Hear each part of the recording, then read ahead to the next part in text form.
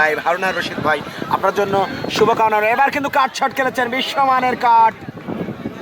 কি হবে ডিসিশন আম্পায়ারটা দেবেন। এবার কিন্তু চকিতে হারুন আর রশিদ ভাই আমি বলে দিচ্ছি, এই বলটা হয়ে গেলে আমি বলে দিচ্ছি।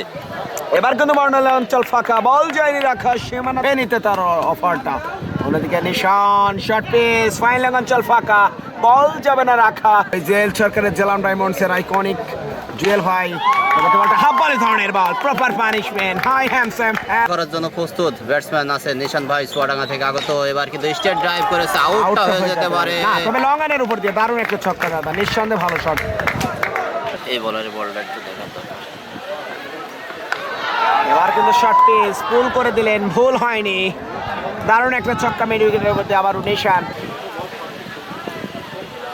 আবার কিন্তু মেরেছিলেন মিড উইকেটের উপর দিয়ে। অ্যানাদার বিগি, হাই হ্যান্ডসাম, হাওয়াই হাওয়া। ভাগছিলেন লং অঞ্চল ফাঁকা, বল যাবে না রাখা সীমানা দড়ি পার করতে হচ্ছেন, সেটাই কিন্তু করে যাচ্ছেন ওখান থেকে রাশেদ। পরবর্তী বল নিশান আবার খেলেছিলেন, এবার কিন্তু মিড উইকেট চলে। খেলার সিক্স দেখতে পারলাম ইতিমধ্যে কিন্তু এই পর্যন্ত হয়েছে এই মাঠে।